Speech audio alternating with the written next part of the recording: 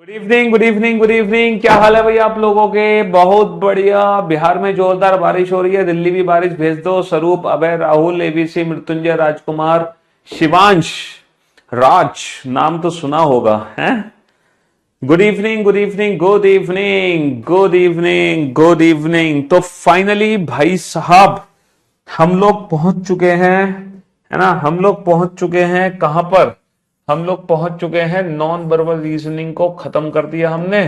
और हमने non verbal reasoning के बाद हमने एनालिटिकल रीजनिंग को भी निपटा डाला। ठीक है, तो नॉन वर्बल और एनालिटिकल ये दो रीजनिंग हमने निपटा दी। बहुत बढ़िया, बहुत शानदार तरीके से। ठीक है, जो बहुत जरूरी थी, रीजनिंग का पार्ट था ये। ठीक है, अब फाइनली बस जो भी कुछ बचा है वो हमारे वर्बल रीजनिंग का हिस्सा बचा हुआ है। तो वर्बल रीजनिंग का जो पार्ट बचा हुआ है उसमें एक चैप्टर है। ठीक है, आजकल आप लोगों को पता है कि इस चैप्टर से बहुत क्वेश्चन हमारे एग्जाम में पूछे जा रहे हैं। ठीक है, आजकल काफी क्वेश्चन हमारे एग्जाम में पूछे जा रहे हैं इस टॉपिक से रिलेटेड। और इस टॉपिक का जो नाम है,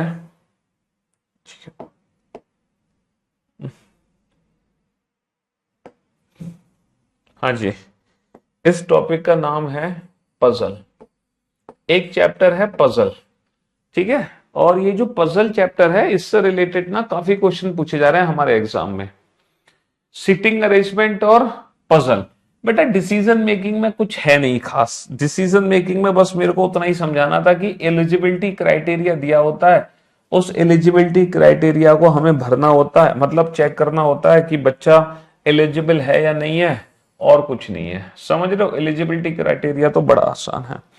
तो मेरे दोस्त, मेरे भाई, पजल चैप्टर पे हम चलते हैं, जो कि है ना अब हमारे एग्जाम्स में हमारे लिए बहुत महत्वपूर्ण है। जैसे कि नॉन वर्बल, ठीक है, जैसे कि नॉन वर्बल और एनालिटिकल के क्वेश्चन ना ज्यादा आ रहे हैं एग्जाम में, उसी प्रकार आजकल है ना सिटिंग अरेंजमेंट और पजल के क्वेश्चन भी हमारे एग्जाम में आ चुके हैं। अब हर एग्जाम में सिटिंग अरेंजमेंट और पजल के क्वेश्चन भी पूछे जा रहे हैं। पहले नहीं पूछे जाते थे, लेकिन अब सिटिंग अरेंजमेंट और पजल के क्वेश्चन हर एग्जाम में पूछे जा रहा है। ठीक है जी हाँ। तो अभी जो हम पढ़ेंगे वो पजल पढ़ेंगे, सीटिंग अरेंजमेंट को हम बाद में पढ़ेंगे, समझ रहे हो। मैं सीटिंग अरेंजमेंट नहीं पढ़ा रहा, मैं आपको पढ़ा रहा हूं सिर्फ और सिर्फ पजल। मैं पहले पजल पढ़ा रहा हूं, सीटिंग अरेंजमेंट को हम बाद में पढ़ेंगे पजल के बाद। ठीक है जी हाँ, सीटिंग अरेंजमेंट को बाद में पढ़ेंगे, पहले हम पजल पढ़ेंगे, पहले हम पजल पढ़ेंगे। ठीक है, तो अगर मैं पजल की बात करूं तो पजल में ना कितने टाइप्स के क्वेश्चन है जो हमारे एग्जाम में बनते हैं। देखो सबसे जो पहला टाइप है पजल में वो है लिंकिंग पजल। लिंकिंग पजल का मतलब है जब हम इंफॉर्मेशन को ना लिंक करते हैं, जब हम इंफॉर्मेशन को ना जोड़ते हैं, जब हम इंफॉर्मेशन को जोड़ते हैं। दूसरी जो पजल है वो है ग्रुपिंग पजल। ग्रुपिंग पजल का मतलब है कि जहां पर ना ग्रुप्स बनाए जाते हैं, जहां पे ग्रुपिंग की जाती है। अगली जो पजल है लिंकिंग और ग्रुपिंग के अलावा जो पजल है हमारी, वो है हमारी क्या कहते हैं, कंपैरिजन पजल। तुलनात्मक क्वेश्चन जहां पर पूछे जाते हैं।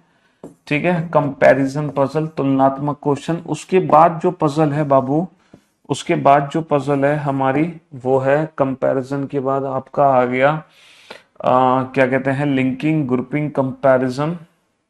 और फिर हम पढ़ेंगे एक फ्लोर पजल है। हालांकि फ्लोर पजल के क्वेश्चन ज्यादातर बैंकिंग एग्जाम में पूछे जाते हैं, लेकिन हमें पढ़ना जरूरी है क्योंकि आजकल बैंकिंग वाले कुछ क्वेश्चंस भी हमारे एग्जाम में आ रहे हैं। बॉक्स पजल, ठीक है, इसके भी क्वेश्चन अधिकतर बैंकिंग एग्जाम में पूछे जाने लगे हैं। और एक है मिसलेनियस क्वेश्चन, मिसलेनियस क्वेश्चन, ठीक है, यानी कि मिक्स्ड क्वेश्चन। ठीक है, मिसलेनियस यानी कि मिक्स्ड क्वेश्चन, समझ रहे हो जी हाँ। तो ये सारी पजल हैं जो हमें पढ़नी है एक एक करके। अब बाबू ये जो पजल तो आप पढ़ना चाहते हो, ठीक है, इन पजल को हम सॉल्व कैसे करें, क्योंकि पजल को सॉल्व करने का आज तक हमारे पास कोई फॉर्मूला नहीं है। आप लोगों के पास आज तक कोई फॉर्मूला नहीं है कि आप पजल के क्वेश्चन को सॉल्व कर दो। लेकिन मैं आप लोगों को बेटा एक ऐसी अप्रोच बताऊंगा, मैं आप लोगों को एक ऐसी अप्रोच बताऊंगा जिससे आप पजल का कोई भी क्वेश्चन बना सकते हो बड़ी आसानी से, बेहद आसानी से, समझ रहे हो। मेरा यूपी वीडियो का एग्जाम हो गया, आपकी कृपा से सही हुआ। 50 क्वेश्चन आए थे रीजनिंग के और आपने 50 के 50 ही उड़ा दिए होंगे अगर आप, बट लेकिन आपका तो सिलेबस कंप्लीट हुआ नहीं है। अगर आप वीओडी से पढ़ के गए होंगे तो वीडियो उड़ा दिया होगा आपने। हाँ जी, आपकी क्लास लेने का मेरे को ऐसा लगता है कि अब रीजनिंग की टेंशन नहीं है। थैंक्स सर, आप कराए हैं सर एक बुक ऑल लेसन्स। ये चैप्टर रीजनिंग का है या नॉन वर्बल रीजनिंग? बाबू ये जो चैप्टर है नॉन वर्बल रीजनिंग और एनालिटिकल रीजनिंग ना कंप्लीट हो चुकी है। अब जो भी रीजनिंग है ना वो वर्बल रीजनिंग है। अब जो भी रीजनिंग है वो वर्बल रीजनिंग है। तो ये जो सिटिंग अरेंजमेंट और पजल चैप्टर है ये वर्बल रीजनिंग का ही पार्ट है। ठीक है जी, हाँ जी। रीजनिंग को हमने 3 हिस्सों में बांटा है। टॉपिक का नाम चेंज हो गया होगा, क्यों नहीं हुआ होगा? चेंज हो चुका बेटा टॉपिक का नाम।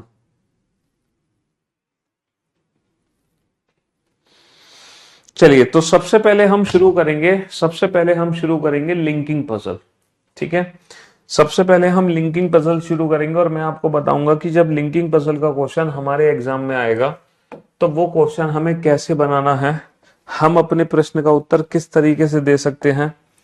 ठीक है, देखो कोई भी जब पजल का क्वेश्चन हम सॉल्व करते हैं ना, तो याद रखना पजल का क्वेश्चन सॉल्व करते हैं हम कॉलम मेथड से। हमें कौन सा मेथड यूज करना है पजल को सॉल्व करने के लिए? हमें पजल को सॉल्व करने के लिए ना कॉलम मेथड यूज करना है। कौन सा मेथड यूज करना है? हमें कॉलम मेथड यूज करना है। अच्छा, कॉलम मेथड क्या है? अब जरा ध्यान से समझना, कॉलम मेथड का मतलब क्या है। कॉलम मेथड का मतलब ये है, जैसे कि आप ना कॉलम बनाओ, जैसे पर्सन के नाम का कॉलम आपने बना दिया ABCD, यहाँ पे 4 व्यक्ति हैं और आपने पर्सन के नाम का कॉलम बना दिया। ठीक है, हाँ जी। तो कॉलम मेथड का मतलब ये है कि आप पहले पर्सन, अच्छा आप कॉलम किसका बनाओगे? सबसे पहले कॉलम बनाओगे बेटा आप डेट या डेज का। अगर आपके क्वेश्चन में डेट या डेज है तो आप डेट या डेज का कॉलम बनाओ। ठीक है, डेट या डेज नहीं है तब आप पर्सन के नाम का कॉलम बनाओ। किसके नाम का कॉलम बनाओ? पर्सन के नाम का कॉलम बनाओ। अगर डेट या डेज नहीं है तो, ठीक है, डेट या डेज नहीं है तो पर्सन के नाम का कॉलम बनाओ। ठीक है जी हाँ। अब जैसे आपने मान लो पर्सन के नाम का कॉलम बना दिया, मान लो कि 4 व्यक्ति हैं ABCD, तो आपने चारों का ना कॉलम बना दिया ABCD। अब ये कॉलम मेथड अप्लाई कैसे करना, जरा ध्यान से सुनना। देखो जब हम कॉलम बनाते हैं ना, तो याद रखना कॉलम बनाने के बाद राइट हैंड साइड में हम वो इंफॉर्मेशन लिखते हैं, राइट हैंड साइड में हम वो इंफॉर्मेशन लिखते हैं जो इन पर्सन के फेवर में होती है, और लेफ्ट हैंड साइड में हम वो इंफॉर्मेशन लिखते हैं जो इन पर्सन के फेवर में नहीं होती। तो राइट हैंड साइड में वो कंडीशन जो फेवर में है, लेफ्ट हैंड साइड में वो कंडीशन जो फेवर में नहीं है। जैसे कि मैं आपसे कहूं कि ए को रेड कलर पसंद है, अगर ए को रेड कलर पसंद है तो जो पसंद वाली चीज है वो मैं लिखूंगा राइट हैंड साइड में। ए को रेड कलर पसंद है तो जो पसंद वाली चीज है वो मैं लिखूंगा राइट हैंड साइड में।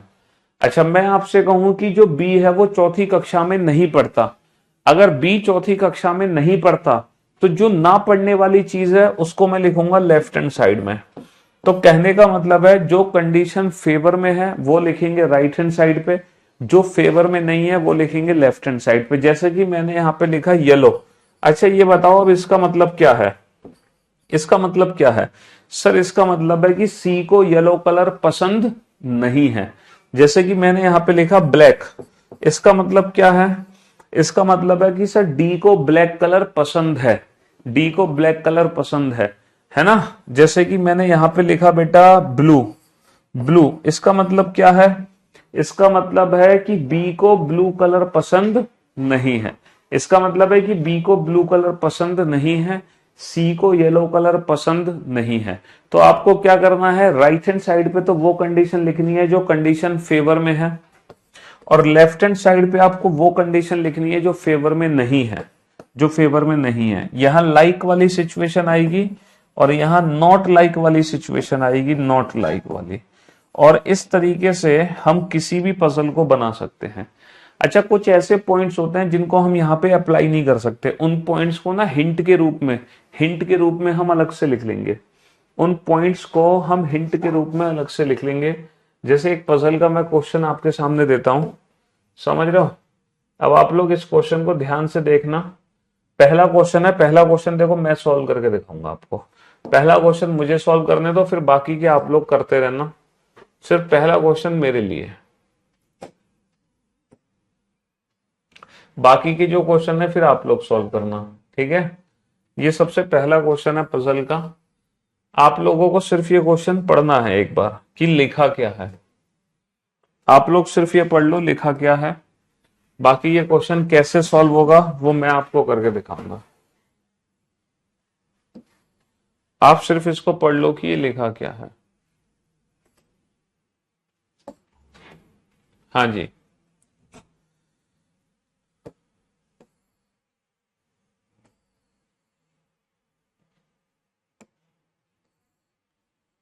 सेवन फ्रेंड्स हैं, सेवन फ्रेंड्स हैं, MVKDTJR study in the class 3rd 4th 5th 6th 7th 8th and 9th। भैया 7 दोस्त हैं। कौन कौन से 7 दोस्त हैं? कौन कौन से 7 दोस्त हैं? MVKDTJR। और ये सातों के सातों दोस्त ना अलग अलग कक्षा में पढ़ते हैं। ये सातों के सातों दोस्त अलग अलग कक्षा में पढ़ते हैं, तीसरी चौथी पांचवी छठी सातवीं आठवीं नवीं। और सबको एक एक कलर पसंद है, yellow blue red white black green wallet, ठीक है? अब देखो क्वेश्चन बनेगा कैसे, ध्यान से सुनना, ध्यान से समझने की कोशिश करना, है ना। पहले सबसे पहले पहला पॉइंट पढ़ते हैं। पहला पॉइंट है J likes red colour and studies in class 5th। J को रेड कलर पसंद है और 5वीं कक्षा में पढ़ता है। जे लाइक्स रेड कलर, जे को रेड कलर पसंद है और 5वीं कक्षा में पढ़ता है। तो बाबू ये कंडीशन फेवर में है, तो जो कंडीशन फेवर में है उसको मैं राइट हैंड साइड पे लिखूंगा, J likes red colour and studies in class 5th। J को रेड कलर पसंद है और 5वीं कक्षा में पढ़ता है। जो कंडीशन फेवर में है वो राइट हैंड साइड पे मैंने लिख दी, है ना। R likes violet colour and studies in class 3rd। R को वॉलेट कलर पसंद है और तीसरी कक्षा में पढ़ता है। तो बेटा जो चीज पसंद है वो राइट हैंड साइड पे लिखो, आर को वॉलेट कलर पसंद है और वो किस कक्षा में पढ़ता है? तीसरी कक्षा में पढ़ता है। तो ये भी हमने राइट हैंड साइड पे लिख दिया। अच्छा, M studies in class 8th and he likes neither green nor yellow. देखो जो एम है वो 8वीं कक्षा में पढ़ता है। अब ये कंडीशन मेरे फेवर में है कि एम 8वीं कक्षा में पढ़ता है, तो 8वीं कक्षा में पढ़ता है, मैं इसको राइट हैंड साइड पे लिखूंगा, है ना। लेकिन बाबू एक चीज ध्यान रखना, कलर के ऊपर कलर लिखोगे, क्लास के ऊपर क्लास। तो अगर एम 8वीं कक्षा में पढ़ता है तो पहले 8 को नहीं बनाओगे, 8 को बनाओगे बाद में। एम 8वीं कक्षा में पढ़ता है क्योंकि क्लास के ऊपर class. And likes neither green nor yellow, ना तो इसको ग्रीन कलर पसंद है ना ही येलो, तो ग्रीन और येलो को मैं लेफ्ट हैंड साइड पे लिखूंगा। ग्रीन और येलो को मैं लिखूंगा लेफ्ट हैंड साइड पे, ग्रीन और येलो को मैं लेफ्ट हैंड साइड पे लिखूंगा। अगला पॉइंट, के likes white colour and studies neither 7th nor 4th। के लाइक्स व्हाइट कलर, अच्छा के को व्हाइट कलर पसंद है तो व्हाइट को मैं लिखूंगा राइट हैंड साइड पे। And likes neither and studies neither 7th nor 4th, ना तो ये 7वीं कक्षा में पढ़ता है ना चौथी। तो बेटा 7 और चौथी को कहां लिखेंगे, लेफ्ट हैंड साइड पे। ये 7वीं और चौथी कक्षा में नहीं पढ़ता तो इसको मैं लिखूंगा लेफ्ट हैंड साइड पे, क्योंकि जो कंडीशन फेवर में नहीं है उसको हम लेफ्ट हैंड साइड पे लिखेंगे। ठीक है। D studies in class 6th and likes black colour. अच्छा डी छठी कक्षा में पढ़ता है, तो जो छठी कक्षा में पढ़ता है ये कंडीशन फेवर में, तो इसको राइट हैंड साइड पे लिखूंगा। एंड लाइक्स ब्लैक कलर, और इसको ब्लैक कलर पसंद है तो ये भी कंडीशन फेवर में, इसको भी ना राइट हैंड साइड पे लिखूंगा। T doesn't studies in 4th class. T चौथी कक्षा में नहीं पढ़ता तो जो कंडीशन फेवर में नहीं है उसको मैं लिखूंगा लेफ्ट हैंड साइड पे। V doesn't like green colour, V doesn't like green colour, V को ग्रीन कलर पसंद नहीं है तो ग्रीन को मैं लिखूंगा लेफ्ट हैंड साइड पे। तो जो कंडीशन फेवर में नहीं है उसको लेफ्ट हैंड साइड पे, जो फेवर में है उसको राइट हैंड साइड पे। और मेरा क्वेश्चन कंप्लीट हो चुका है। अब मैं इस क्वेश्चन को 10 बार क्यों ना पढ़ लूं, 10 बार पढ़ने के बावजूद भी मैं यही इंफॉर्मेशन कलेक्ट कर पाऊंगा। अब देखो ये जो आपने कॉलम बनाया है, ये कॉलम आपके क्वेश्चन को कितने प्यार से सॉल्व कर देगा। हमें कितने कलर भरने हैं, हमें 3 कलर भरने हैं, हमें 3 कलर भरने हैं, 3 कलर, पहला कलर, दूसरा कलर, तीसरा कलर। तो बेटा लेफ्ट हैंड साइड को ध्यान से देखो, लेफ्ट हैंड साइड को ध्यान से देखो, कोई एक ऐसा कलर होगा जो 2 लोगों को पसंद नहीं होगा। देखो ग्रीन कलर वी को भी नहीं पसंद है, ग्रीन कलर एम को भी नहीं पसंद है। तब बाबू अगर ग्रीन कलर एम और वी दोनों को नहीं पसंद है, अगर ग्रीन कलर एम और वी दोनों को नहीं पसंद है तो आखिर ग्रीन कलर किसको पसंद होगा सर, फिर ग्रीन कलर पसंद होगा टी को। अगर ग्रीन कलर एम और वी दोनों को नहीं पसंद है तो ग्रीन कलर किसको पसंद होगा, टी को पसंद होगा डेफिनेटली। अच्छा ये बताओ येलो कलर एम को पसंद नहीं है, अगर येलो कलर एम को पसंद नहीं है तो येलो कलर किसको पसंद होगा सर, डेफिनेटली येलो कलर पसंद होगा वी को, डेफिनेटली येलो कलर किसको पसंद होगा, वी को।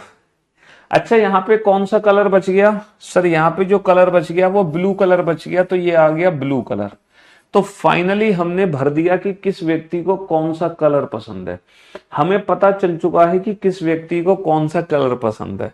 और जैसे हमने ये भरा है कि किस व्यक्ति को कौन सा कलर पसंद है, ऐसे ही हम ये भर सकते हैं कि कौन सा व्यक्ति किस क्लास में पढ़ता है।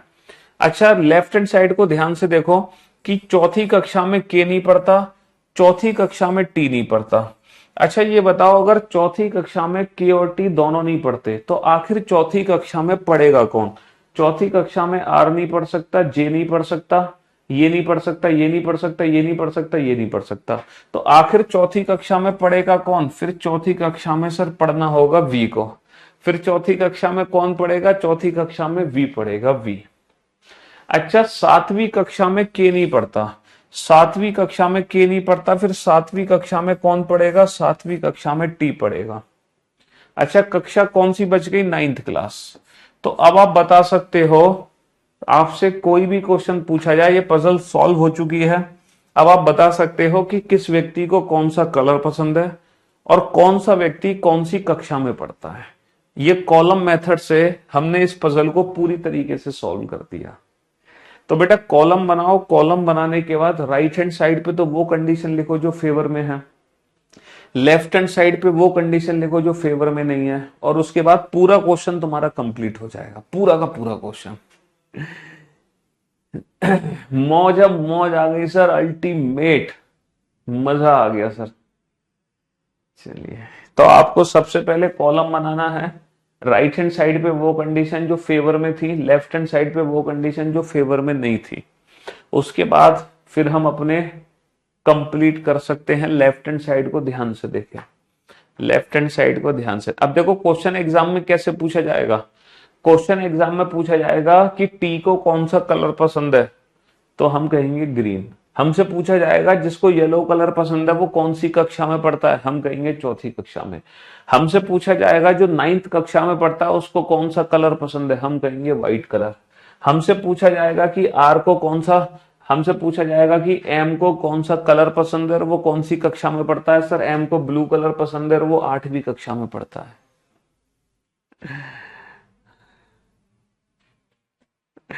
चलिए शुक्रिया, थैंक यू सो मच। अब इतना ही अल्टीमेट मजा तब आएगा जब सेकंड क्वेश्चन आप खुद बनाओगे। जब दूसरा क्वेश्चन आप, तो बेटा सबसे पहले हमें कॉलम बनाना है, लेकिन कॉलम याद रखना, अगर मान लो डेट या डेज है तो हम डेट या डेज का कॉलम बनाएंगे, और अगर डेट या डेज नहीं है तो जो कॉलम बनाएंगे ना हम, वो बनाएंगे पर्सन के नाम का। अगर डेट या डेज नहीं है तो फिर हम जो कॉलम बनाते हैं वो पर्सन के नाम का कॉलम बनाते हैं। तो पहला कॉलम हम बनाते हैं डेट या डेज का, उसके बाद बनाते हैं पर्सन के नाम का। ठीक है जी, हाँ जी। चलिए, तो यहां पर बेटा डेट या डेज तो है नहीं, तो तुम पर्सन के नाम का कॉलम बना लो। 6 व्यक्ति हैं, 6 दोस्त, 6 दोस्त का कॉलम बना लो पर्सन के नाम का फटाफट से।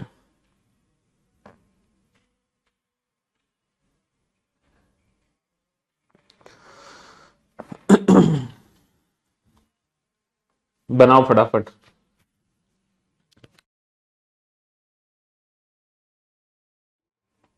कमेंट लाइव होते हुए देख रहे हैं बाबू, क्यों नहीं देख रहे हैं? तुम इस क्वेश्चन को पढ़ो, तुम्हारा पुराना क्वेश्चन का डाउट अपने आप ही दूर हो जाएगा।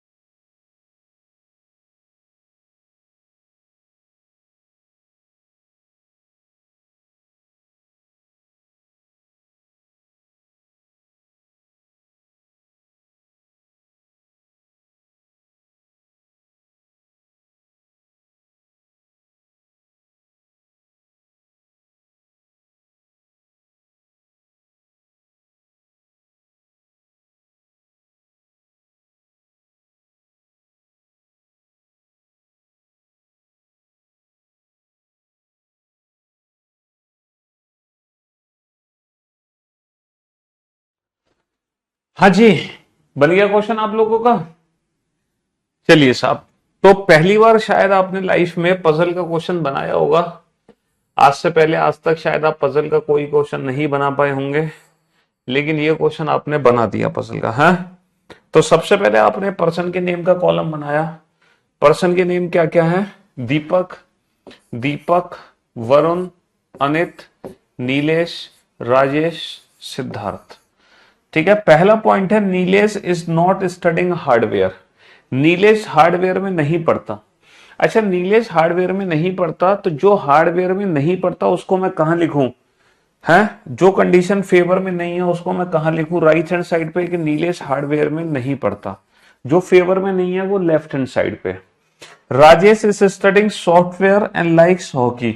देखो, राजेश सॉफ्टवेयर पढ़ता है तो सॉफ्टवेयर यानी कि राइट हैंड साइड पे, और लाइक्स हॉकी तो हॉकी को भी मैं राइट हैंड साइड पे लिखूंगा, है ना। हॉकी को भी मैं राइट हैंड साइड पे लिखूंगा जो कंडीशन फेवर में है। Anit like swimming and not studying hardware. देखो, अनित जो है स्विमिंग पसंद करता है तो इसको मैं राइट हैंड साइड पे लिखूंगा, लेकिन बेटा गेम के ऊपर गेम लिखेंगे, गेम के ऊपर गेम।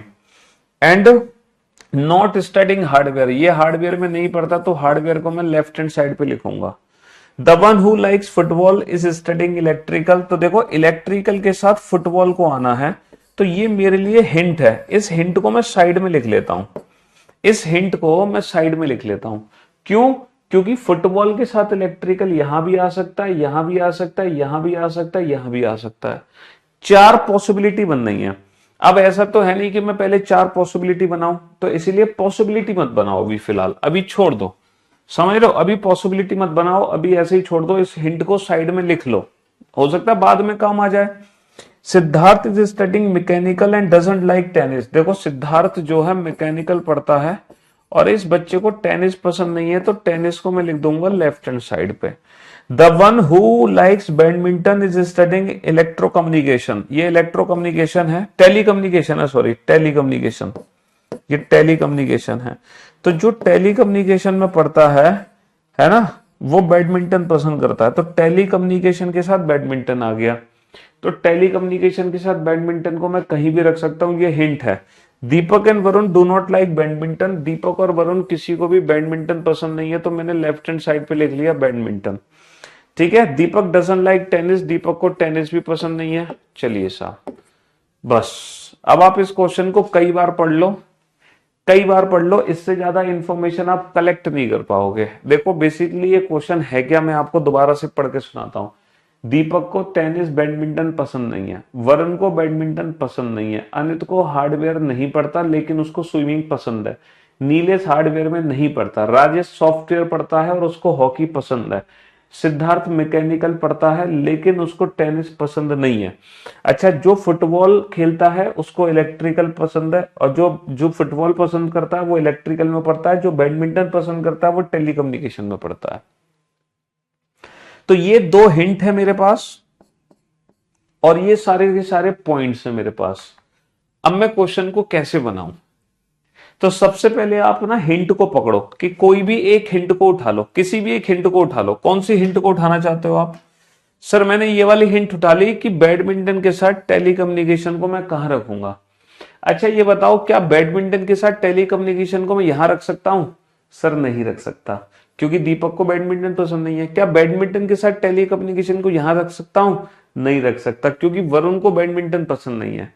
तो आप ये बताओ, बैडमिंटन को आप कहां रखोगे? बैडमिंटन को यहां नहीं रख सकते, यहां नहीं रख सकते, बैडमिंटन यहां नहीं आ सकता, यहां नहीं आ सकता, यहां नहीं आ सकता, क्योंकि बैडमिंटन के साथ टेलीकम्युनिकेशन नहीं आ सकता।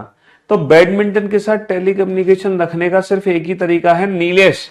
तो नीलेश है जिसको टेलीकम्युनिकेशन में पढ़ता है और इसको बैडमिंटन पसंद है। इसके अलावा बैडमिंटन को कहीं नहीं रख सकते, इसके अलावा बैडमिंटन को कहीं नहीं रख सकते। तो पहले हिंट मैंने यहां पे यूज कर ली, पहले हिंट मैंने यहां पे यूज कर ली। ठीक है जी। अच्छा ये बताओ, जो टेनिस है वो सिद्धार्थ को पसंद नहीं है, टेनिस जो है दीपक को पसंद नहीं है, तो आखिरकार टेनिस किसको पसंद है ये बता दो। टेनिस कौन खेलता है, बस इतना बता दो। टेनिस दीपक भी नहीं खेलता, टेनिस सिद्धार्थ भी नहीं खेलता, टेनिस दीपक भी नहीं खेलता, टेनिस सिद्धार्थ भी नहीं खेलता, तो टेनिस खेलता कौन है? Definitely Varun, definitely Varun. वरुण के अलावा तो कोई और टेनिस नहीं खोलेगा। वरुण के अलावा तो कोई और टेनिस नहीं खेलेगा। बहुत बढ़िया। अच्छा अब ये बताओ, फुटबॉल के साथ इलेक्ट्रिकल को कहाँ रखूं मैं? क्या फुटबॉल के साथ इलेक्ट्रिकल को यहां रख सकता हूं? नहीं। फुटबॉल के साथ इलेक्ट्रिकल नहीं, फुटबॉल के साथ इलेक्ट्रिकल नहीं, फुटबॉल के साथ इलेक्ट्रिकल नहीं, फुटबॉल के साथ इलेक्ट्रिकल नहीं। तो डेफिनेटली फुटबॉल के साथ इलेक्ट्रिकल को सिर्फ और सिर्फ यहीं रख सकते हो, इसके अलावा कहीं नहीं रख सकते फुटबॉल के साथ इलेक्ट्रिकल। तो बेटा गेम तो सारे भर गए, कौन सा गेम बचा? सिर्फ एक क्रिकेट बचा शायद। कौन सा गेम बच गया? क्रिकेट बच गया, तो क्रिकेट आ जाएगा यहां। ठीक है। अच्छा ये हार्डवेयर है, अनित हार्डवेयर नहीं पड़ेगा। अनित हार्डवेयर नहीं पड़ेगा तो हार्डवेयर आखिर पड़ेगा कौन? अगर अनित जो है हार्डवेयर नहीं पड़ेगा तो हार्डवेयर में पड़ेगा कौन? सर हार्डवेयर डेफिनेटली वरुण को पढ़नी पड़ेगी, वरुण को, क्योंकि वरुण के अलावा और कहीं हार्डवेयर का ऑप्शन नहीं है। अच्छा ब्रांच कौन सी बच गई? कौन सी ब्रांच बच गई? Metrological department. तो जो मेट्रोलॉजिकल डिपार्टमेंट है वो अनित पड़ेगा, और ये हमारा क्वेश्चन हो गया कंप्लीट। तो इस क्वेश्चन में था क्या? इस क्वेश्चन में हमें हिंट को अलग से लिखना पड़ा। इस क्वेश्चन में हमें दो हिंट अलग से लिखनी पड़ी, जिनका यूज हमने बाद में किया, जिनका यूज हमने बाद में किया। तो बेटा क्वेश्चन कैसे बनाया हमने? क्वेश्चन बनाया कॉलम मेथड से। पहले हमने पर्सन के नाम का कॉलम बनाया, जो कंडीशन फेवर में थी उसको मैंने राइट हैंड साइड में लिखा, जो कंडीशन फेवर में नहीं है उसको मैंने लेफ्ट हैंड साइड में लिखा। तो पहले हम जितना क्वेश्चन को भर सकते थे हमने वो क्वेश्चन भर दिया कॉलम मेथड से, यानी कि पूरा क्वेश्चन हमने एक बार पढ़ लिया। हमें ऐसा नहीं कि एग्जाम में क्वेश्चन को 5 बार पढ़ना है, 5 बार नहीं पढ़ना, सिर्फ एक ही बार पढ़ना है। तो हमने एक बार पढ़ने से ये सब पॉइंट भर दिए, फिर हमने ये वाली हिंट पकड़ी जिसको हमने यहाँ पे अप्लाई कर दिया। वाओ। तो अब हमें पता चल गया दीपक इलेक्ट्रिकल में पढ़ता है और उसको फुटबॉल पसंद है, वरुण हार्डवेयर में पढ़ता है उसको टेनिस पसंद है, अनित मेट्रोलॉजिकल डिपार्टमेंट पढ़ता है उसको स्विमिंग पसंद है, नीलेश टेलीकम्युनिकेशन पढ़ता है उसको बैडमिंटन पसंद है, राजेश सॉफ्टवेयर पढ़ता है उसको हॉकी पसंद है, सिद्धार्थ मैकेनिकल पढ़ता है उसको क्रिकेट पसंद है। अब हम हर क्वेश्चन का आंसर दे सकते हैं। एग्जाम में क्वेश्चन किस तरीके से पूछा जाएगा कि बैडमिंटन किसको पसंद है, हम कहेंगे नीलेश को। हमसे पूछा जाएगा जिसको स्विमिंग पसंद है वो किस ब्रांच में पढ़ता है? मेट्रोलॉजिकल ब्रांच में। ठीक है।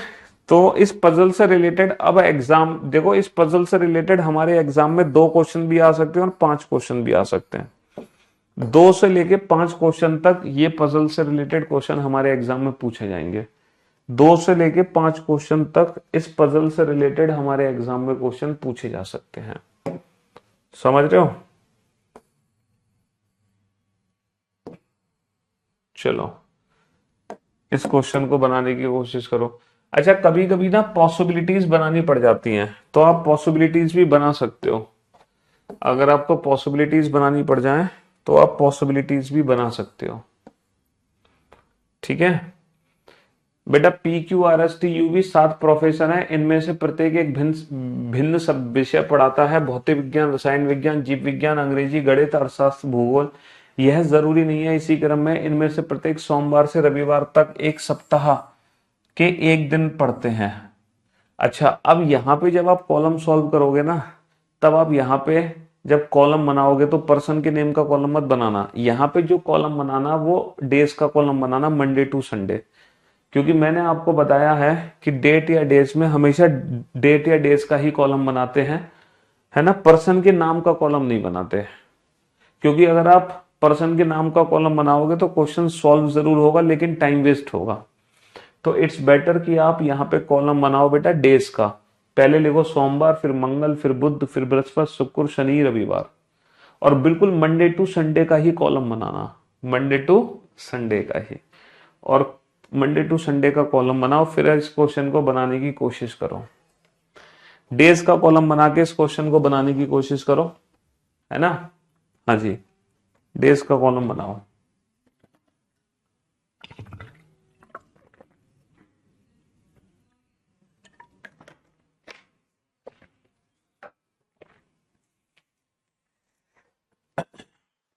हम्म।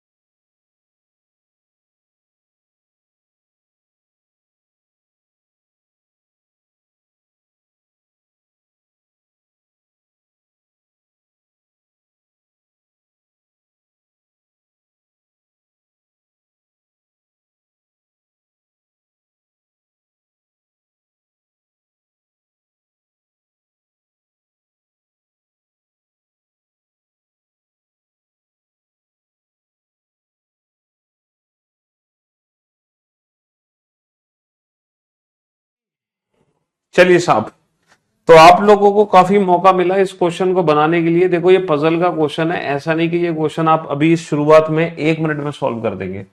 हो सकता है शुरुआत में इस क्वेश्चन को बनाने में आपको 5 मिनट भी लगे, तो लगने देना उसको, ठीक है।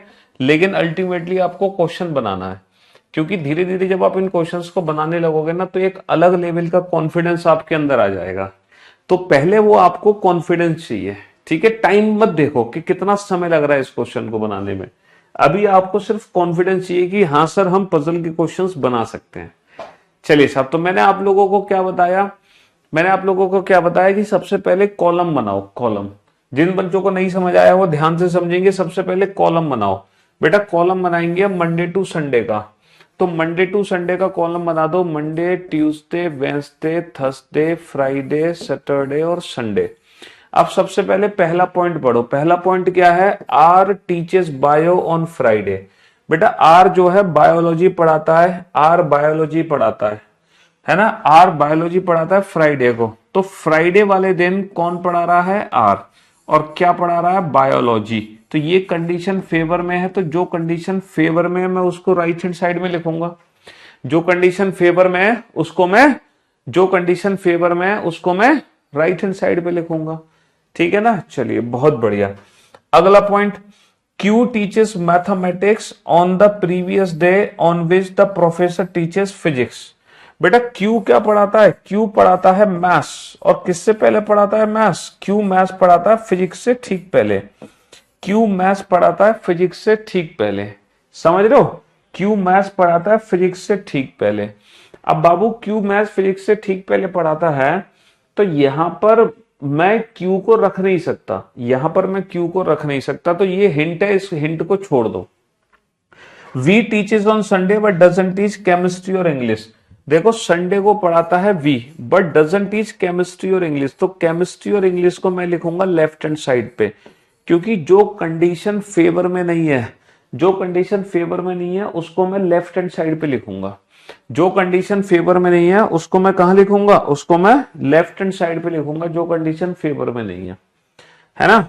S teaches eco on the previous day on which you teaches. बेटा एस क्या पढ़ाता है? एस इकोनॉमिक्स पढ़ाता है। एस इकोनॉमिक्स पढ़ाता है किससे पहले? यू से ठीक पहले। तो ये भी मेरे लिए हिंट है, क्योंकि इसको मैं डायरेक्ट यहां पे अप्लाई कर नहीं सकता। P teaches geography on Tuesday को पी पढ़ाता है, क्या पढ़ाता है? पी ज्योग्राफी पढ़ाता है। T doesn't teach English, T अंग्रेजी नहीं पढ़ाता। तो अब ये क्वेश्चन चाहे आप 10 बार पढ़ लो चाहे 20 बार पढ़ लो, इससे ज्यादा इंफॉर्मेशन आप इस क्वेश्चन से नहीं निकाल सकते।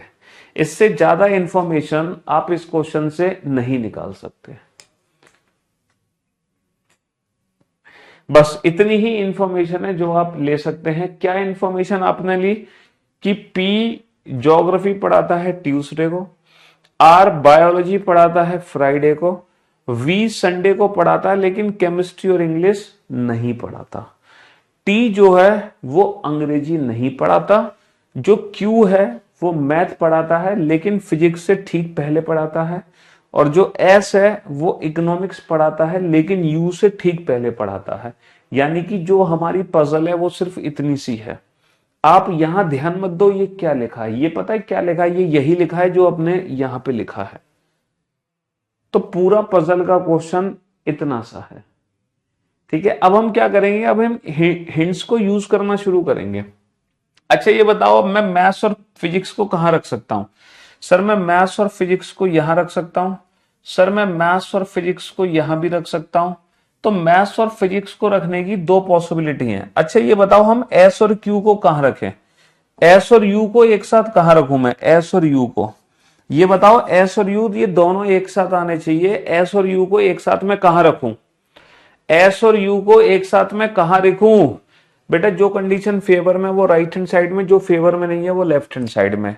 ये बताओ, एस और यू को मुझे एक साथ रखना है। एस और यू को मैं एक साथ यहां रख सकता हूं, एस और यू को नहीं रख सकता। एस और यू को यहां रख सकता हूं, नहीं रख सकता। तो बाबू एस और यू को एक साथ सिर्फ और सिर्फ मैं वेंसडे और थर्सडे में ही रख सकता हूं। इसके अलावा मैं एस और यू को एक साथ नहीं रख सकता। क्योंकि इस संडे के बाद ये वाला मंडे कंसीडर नहीं होगा, इस संडे के बाद तो कोई और मंडे है, कोई और, जबकि ये मंडे कोई और है, तो एस और यू को मैं एक साथ यहां रखूंगा। अच्छा, एस क्या पढ़ाता है? एस पढ़ाता है इकोनॉमिक्स। एस क्या पढ़ाता है? एस पढ़ाता है इकोनॉमिक्स। ठीक है, तो ये वाली हिंट मेरी कंप्लीट हो गई। अब ये बताओ मैथ्स और फिजिक्स को मैं एक साथ कहां रखूं? बेटा मैथ्स और फिजिक्स को मैं एक साथ कहां रखूंगा? सर मैथ्स और फिजिक्स को मैं एक साथ यहां रखूंगा, इसके अलावा कहीं नहीं रख सकता। मैथ्स और फिजिक्स को मैं एक साथ यहां रखूंगा, इसके अलावा कहीं नहीं रख सकता। और क्यू क्या पढ़ाता है? Q teachers mathematics. Q teachers mathematics. Maths और फिजिक्स को मैं एक साथ यहां रख सकता हूं, इसके अलावा कहीं नहीं रख सकता। And Q teachers mathematics. And Q teachers mathematics. समझ रहे हो? हाँ जी। अच्छा ये बताओ, क्या बताएं? इंग्लिश को मैं कहां रखूं? इंग्लिश को मैं यहां भी रख सकता हूं, यहां भी रख सकता हूं, लेकिन पर्सन कौन सा बचा है? सर पर्सन बचा है टी। तो ये डेफिनेटली कौन है? ये डेफिनेटली टी है। और टी अंग्रेजी नहीं पढ़ाता। अगर टी अंग्रेजी नहीं पढ़ाता तो अंग्रेजी को मैं यहां नहीं रख सकता, अंग्रेजी को मैं यहीं रखूंगा। अच्छा कौन सा सब्जेक्ट बच गया? कौन सा सब्जेक्ट बच गया? कौन सा सब्जेक्ट बच गया? केमिस्ट्री। और फाइनली हमारी अरेंजमेंट कंप्लीट हो गई। अब आप किसी भी क्वेश्चन का आंसर देने के लिए तैयार हैं कि टी केमिस्ट्री पढ़ाता है मंडे को, पी ज्योग्राफी पढ़ाता है ट्यूसडे को, एस इकोनॉमिक्स पढ़ाता है वेंसडे को, यू इंग्लिश पढ़ाता है थर्सडे को, आर बायोलॉजी पढ़ाता है फ्राइडे को, क्यू मैथ्स पढ़ाता है सैटरडे को, और वी फिजिक्स पढ़ाता है संडे को। बन गया क्वेश्चन कंप्लीट, है ना?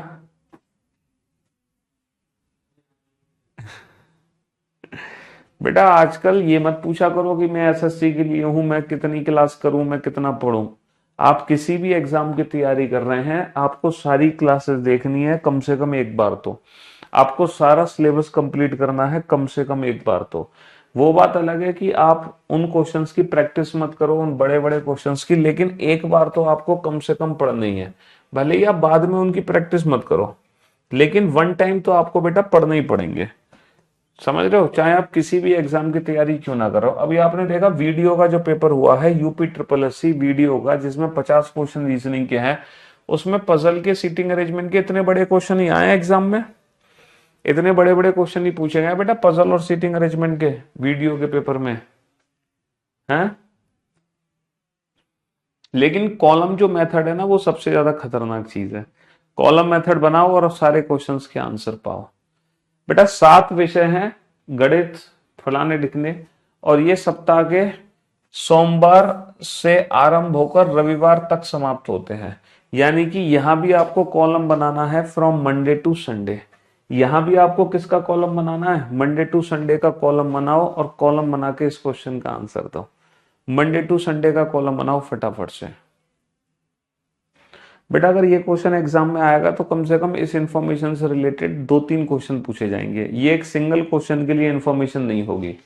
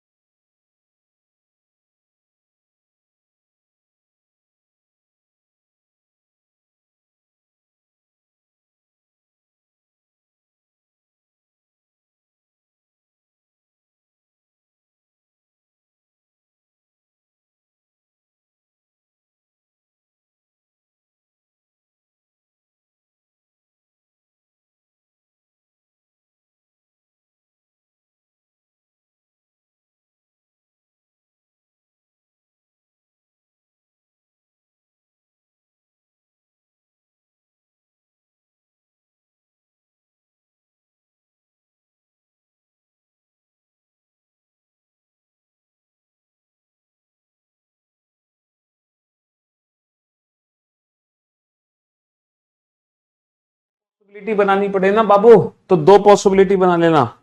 जरूरी नहीं है आपका क्वेश्चन सिंगल पॉसिबिलिटी में सॉल्व हो जाएगा, हो सकता है कि आपको दो दो पॉसिबिलिटी बनानी पड़े, तो आप दो पॉसिबिलिटी भी बना सकते हैं, है ना। आप दो पॉसिबिलिटी बना सकते हैं और दो पॉसिबिलिटी में क्वेश्चन को सॉल्व कर सकते हैं।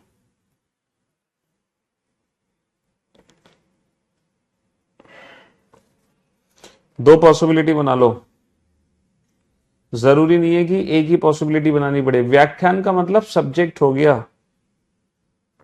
इंग्लिश में पढ़ लो क्वेश्चन, हिंदी में समझ नहीं आ रहा तो दोनों लैंग्वेज आपके सामने है।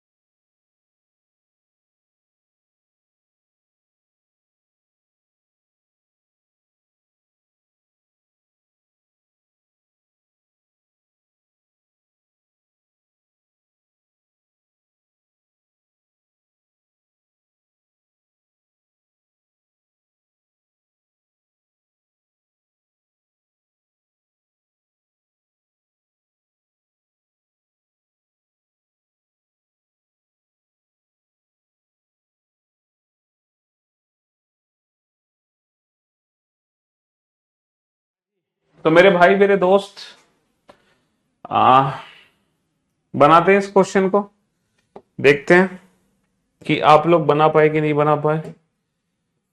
अगर आपको लग रहा है कि पॉसिबिलिटी बनी है तो आप पॉसिबिलिटी भी बना सकते थे, है ना। हाँ जी, तो यहां पर क्या है बाबू, 7 दिन है, मंडे टू संडे। तो Monday, Tuesday, Wednesday, Thursday, Friday, Saturday, Sunday.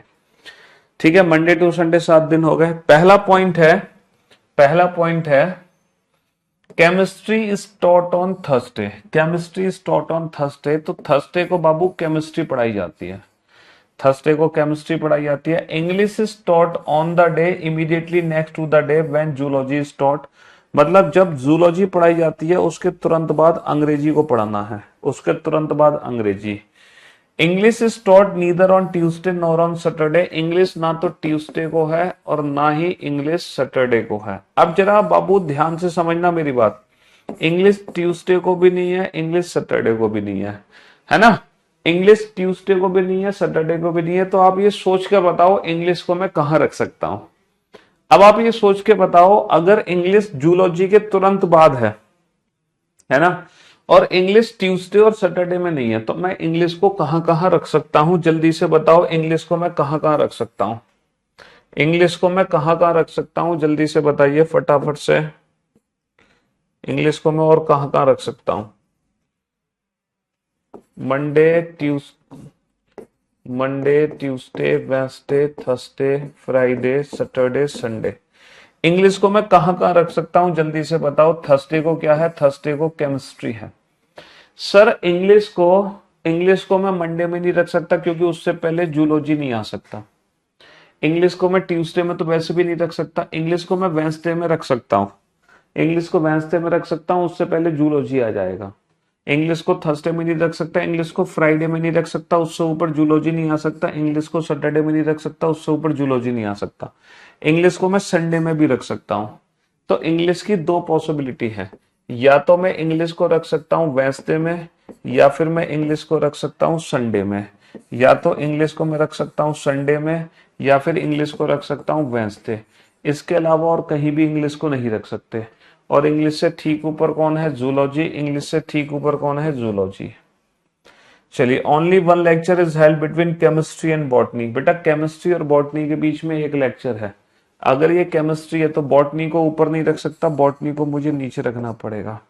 अगर ये केमिस्ट्री है तो बॉटनी को नीचे नहीं रख सकता, बॉटनी को मुझे ऊपर रखना पड़ेगा। ठीक है। 2 lectures are scheduled between maths and zoology.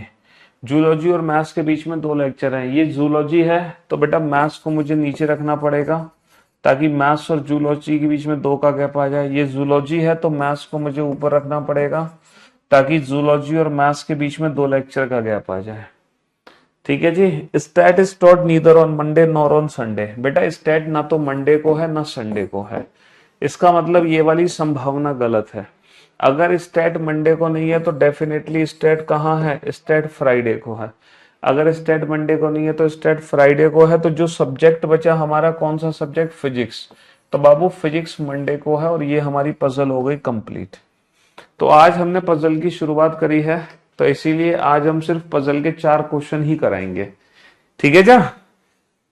तो आज हमने 4 पजल सॉल्व करी। तो जब आप कल मुलाकात करो मुझसे तो इन चारों पजल को कल सॉल्व करके दोबारा से आना क्लास पीएनजी के थ्रू।